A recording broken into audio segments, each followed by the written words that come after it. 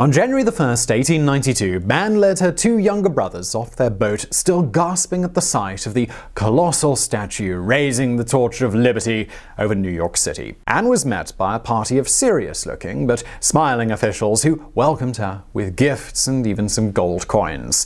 Anne was a teenager from Ireland and probably thought of herself as just being an ordinary girl, another one of the many Europeans in search of a new life and a brighter future in the New World.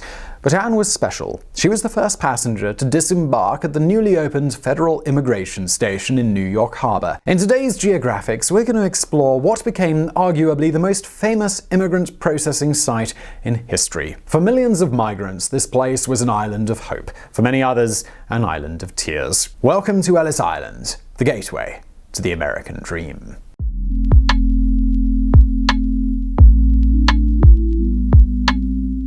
Geographically speaking, Ellis Island is just a tiny scrap of land at the entrance of New York Harbour in the Upper Bay, just off the New Jersey coast. Originally, its surface was a mere 3.3 acres. It was only later that the isle was artificially enlarged to 27.5 acres. After becoming a federal immigration station in 1892, Ellis Island processed more than 12 million immigrants entering the US, as well as a number of other citizens who were being expelled from the country. But before fulfilling its most famous function, this strip of land had a varied and interesting history. The name given to it by Native American tribes was Kiosk, or Gull Island. During the early Dutch and English colonial periods, the name was changed to Oyster Island because it was often the site of many beds of succulent bivalves. In 1730, oyster nomenclature had given way to Bucking Island and was formally incorporated within the boundaries of New York City. At this point, the island was still privately owned, but over the following years, the officials did not seem to care. In 1757, they considered building a contagious disease ward on Bucking to quarantine the victims of epidemics. Ultimately, that plan did not materialize, as authorities had a better idea in mind, and that was to use the island as a place to execute pirates. And so they did that, starting in 1765 with the hanging of infamous pirate Captain Anderson. This event prompted a further name change. The island, well, it was now called Anderson's Island. In November 1774, the tiny strip of land with an identity crisis was finally given its current denomination when one Samuel Ellis, a Manhattan resident, bought the island. No infectious patients nor hanging pirates for him, though. Ellis put the land to good use and built a nice tavern there. We like to think that maybe this tavern was haunted by the ghost of Captain Anderson, only to be revealed as a smuggler in disguise by a group of pesky kids and their Great Dane. The truth is that we only know that Samuel Ellis tried to sell the island by January of 1785, but was unsuccessful. He was still the reluctant owner of the island until he died in 1794. The island formally remains the private property of the Ellis family, but the federal government took control of it. The War Department had plans to fortify it, which it finally did in 1808 with the inauguration of Fort Wilson. In the same year, the government formally bought the island for $10,000. During the War of 1812, Fort Wilson was garrisoned with a small contingent to protect New York from seaborne invasions, but no battle was ever fought there. 20 years later, the islands became the grounds of another type of conflict, this time a legal dispute between the states of New York and New Jersey, fighting over who had jurisdiction over it. U.S. Congress resolved the matter in 1834, sanctioning that both Ellis and Bedloe Islands would be governed by New York. Bedloe Island later became better known as the home of the Statue of Liberty. The New York and New Jersey governors were not the only authorities bickering over the ownership of Ellis Island. Over the next 30 years, the Army, the Navy, and the New York State Commission for Immigration all had their ideas on how best to use it. The Army wanted to retain Fort Wilson, now renamed Gibson. The Navy wanted to establish a magazine of explosives, and the Commission sought to found a convalescent center for immigrants. By 1865, the Navy had it their way and built a large storage facility for their arsenals and gunpowder stocks. New Yorkers were understandably not happy with having what they considered to be a giant ticking bomb sitting at the entrance of their harbor. Several publications, including Harper's Weekly, The Sun, and The World, ran years-long campaigns denouncing the dangers of the Navy's operations for the citizens of New York and Jersey City. After years of complaints, on May 24, 1890, President Benjamin Harrison signed a resolution ordering the removal of the Navy's powder stores. With the islands now free of its occupants, New York state authorities and the federal government reconsidered using it as a site to process incoming immigrants, a sorely needed facility due to the increasing waves of migrants arriving from southern and eastern Europe.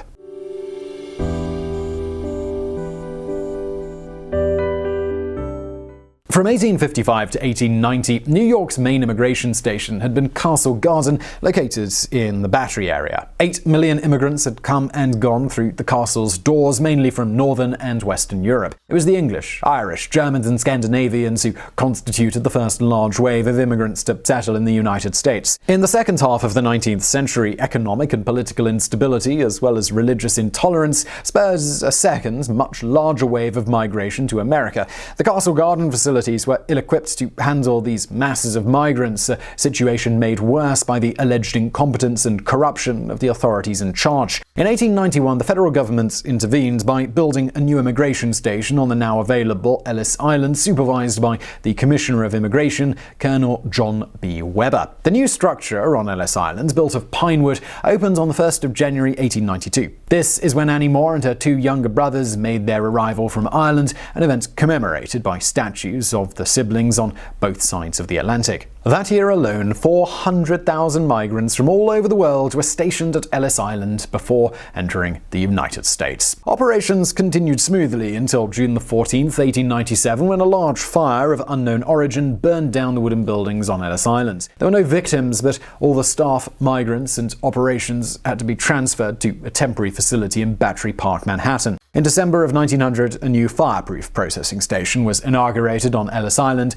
a structure that was later expanded with a kitchen, bathhouse, laundry, and a railroad ticketing office. The Department of Labor, now in charge of immigration operations, soon realized that the small strip of land was no longer sufficient to house so many facilities, and the stream of new arrivals was absolutely relentless. It was in 1905 and 1906 that subway excavations provided tons of dirt that would be used to expand the original island. The extra land provided the foundation for a contagious disease ward, a key medical center that treated and quarantined hundreds of thousands of migrants. The ward had been completed just in time. 1907 was the year in which immigration reached its peak, with 1.2 million aliens going through the Ellis station for examination. Numbers continued to grow until 1914, when the outbreak of World War I caused a sharp decline in immigration. The island, it was sparsely populated when, on the night of July 30th, 1916, a massive explosion in nearby Black Tom Island caused structural damage to the immigration station and the Statue of Liberty.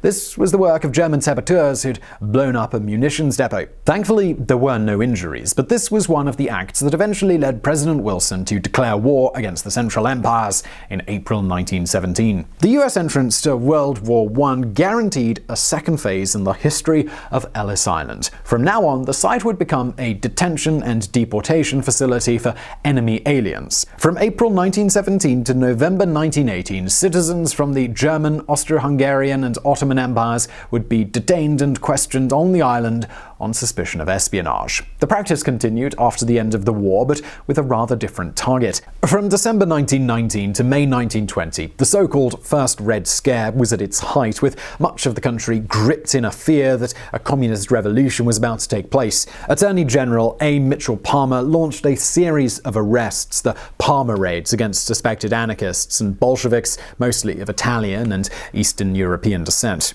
The agents of Palmer's Bureau of Investigation, led by a young J. Edgar Hoover, seized 1,600 suspects and sent them to Ellis Island for deportation. 70 of these deportation warrants were deemed unjustified and were reversed by the Department of Labor. In 1920, Ellis Island had reopened as an immigration station, and more than 225,000 immigrants were processed that first year. Its numbers never returned to the levels of the pre-1914 era, and public opinion was now in favor of curbing the number of incoming foreigners. In 1921, the administration of President Warren G. Harding signed into law an immigrant quota system, followed by the Natural Origins Act in 1924. This act completely changed immigration procedures for those willing to resettle in America. Now, would-be migrants were required to apply for a visa at one of the many American consulates and embassies opened around the world after the First World War. The medical examination process was carried out directly by the diplomatic and consular services abroad, who also had to apply a country of origin quota to limit the number of citizens entering from a specific nation. The laws of the early 1920s drastically reduced immigration levels to America, further curbed by the Great Depression and subsequent American isolationism. By 1924, Ellis Island's primary function had changed, becoming now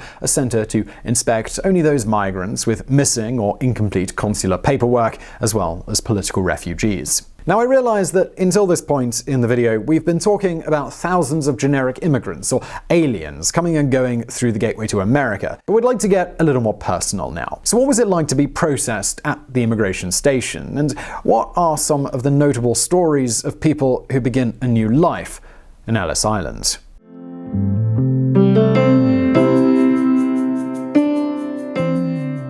If you were a first or second class passenger traveling on a steamer to America, you would probably not even set foot on Ellis Island, and in all likelihood immigration authorities would just leave you alone. The theory was if you could afford to travel in first or second class, then you would probably not become a burden for the government. Only those traveling in third class or steerage were routinely examined at Ellis Island. So let's pretend your name is Antonio, or maybe Adele, and you are traveling from southern Italy with only a few possessions and no real currency to speak of. The first thing you will see on arriving to New York Harbour is the Big Lady, the Statue of Liberty, a welcome sight of hope after an exhausting voyage. Next, you and your fellow travelers are boarded onto a ferry and taken to Ellis Island. 30 people are on your boat with you. Luckily, the government has employed interpreters who can explain to you what is going on and show you into the big entrance hall. After leaving your luggage, you are guided into the registry room. As you climb the stairs, you notice that a team of doctors is already observing you from the upper floor. This early inspection will identify any signs of weakness and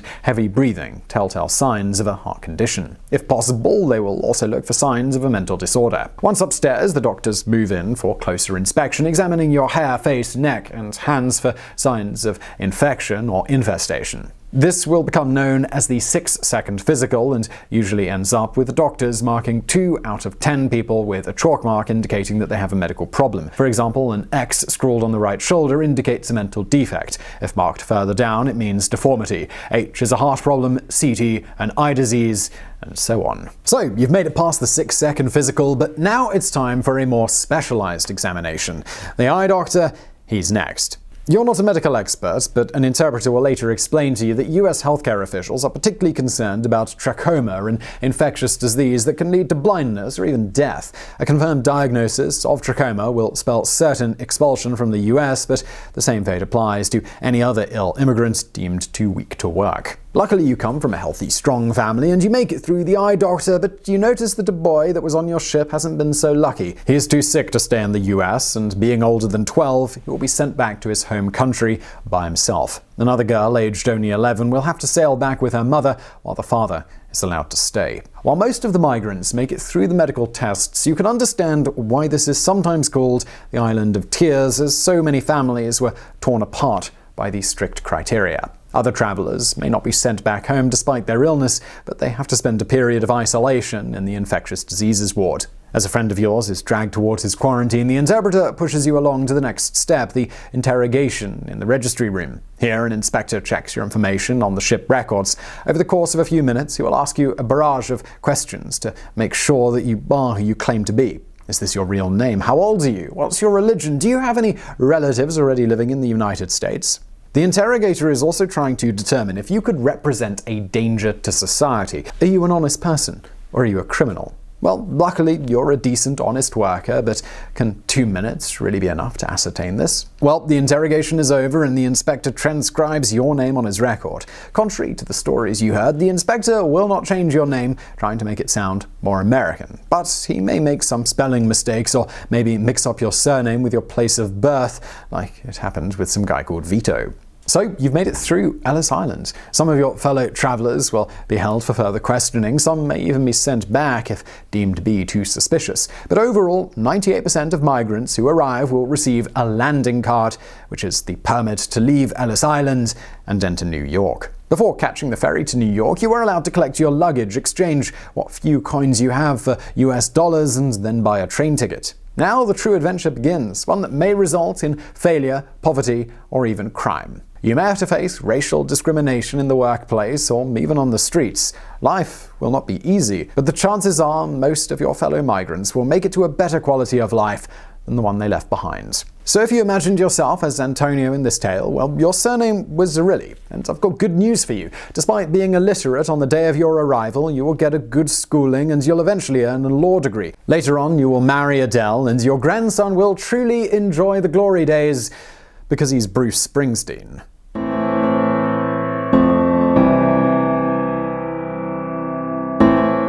Of course, Bruce Springsteen is not the only celebrity whose ancestors made it through to the Promised Land via Ellis Island. Basically, every famous person on the eastern seaboard of non-WASP descent and born in the first half of the 20th century could boast this claim. In addition to them, there are also many Americans whose stardom started with a medical examination and interrogation at Ellis Island. Take celebrated comedian Bob Hope, for example. In his 60 years long career, he conquered Hollywood, Broadway, TV, and radio. He is best remembered for his USO shows, in which he entertained thousands of American troops at war and in peacetime, both at home and abroad. In 1997, US Congress declared him the first and only honorary veteran of the US Armed Forces. This all-American entertainer actually landed in New York at the age of 5 in March 1908 with his entire family. They had traveled all the way from Bristol, England in search of better working conditions. His story of success had inspired immigration officials to later dedicate the Ellis Island Library to his name. Another little boy to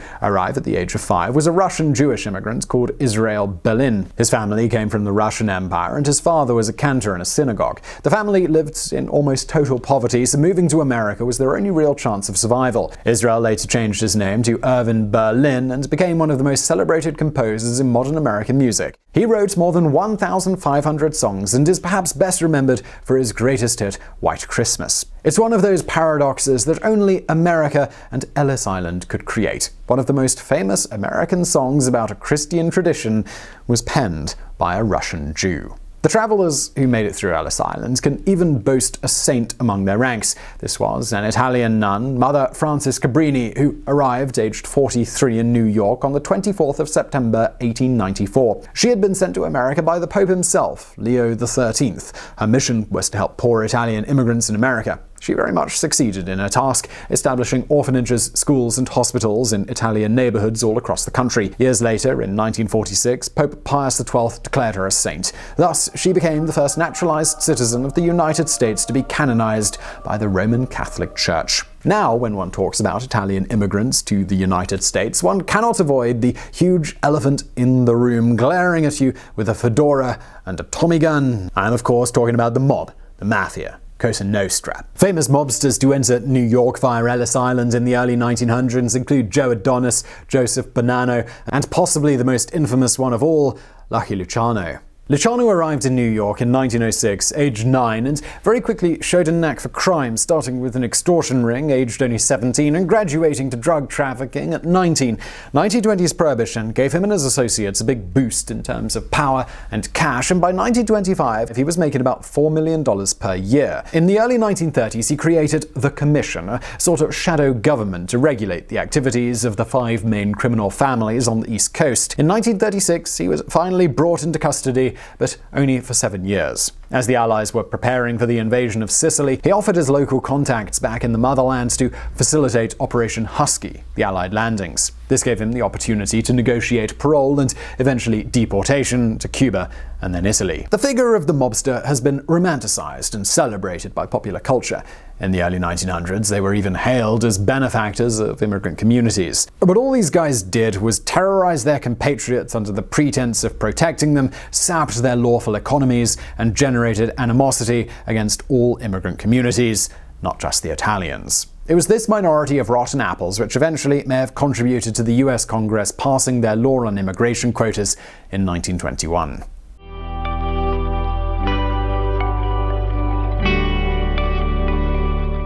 In the years following the Wall Street crash of 1929 and the Great Depression, migration to America declined considerably. However, Ellis Island still saw a fair share of illegal aliens and potential deportees. In 1934, an independent investigation filed a report to the Labor Department recommending the construction of better facilities. The Roosevelt administration agreed with the proposal, renovated the buildings, and expanded the surface of the island to today's 27.5 acres. In 1940, the management of immigration services was shifted from the Labor to the Justice Department. Perhaps as a sign of the times, with war looming over Europe and Asia, the American government once again started seeing immigrants as a potential threat. After the US entered World War II, Ellis Island became a detention center for approximately 1,000 enemy aliens, in other words, German, Italian, and Japanese citizens suspected of carrying out acts of espionage or sabotage on behalf of the Axis powers. From now on, Ellis Island would serve almost exclusively as a detention facility for enemy aliens. Until 1945,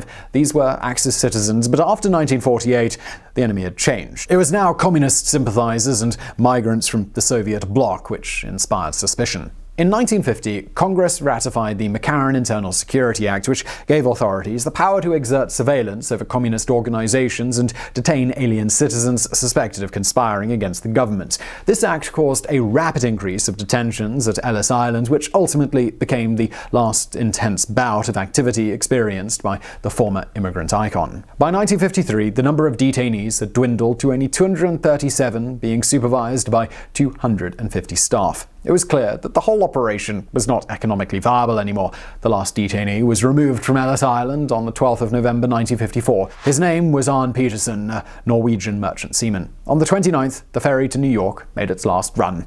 Ellis Island had been completely vacated.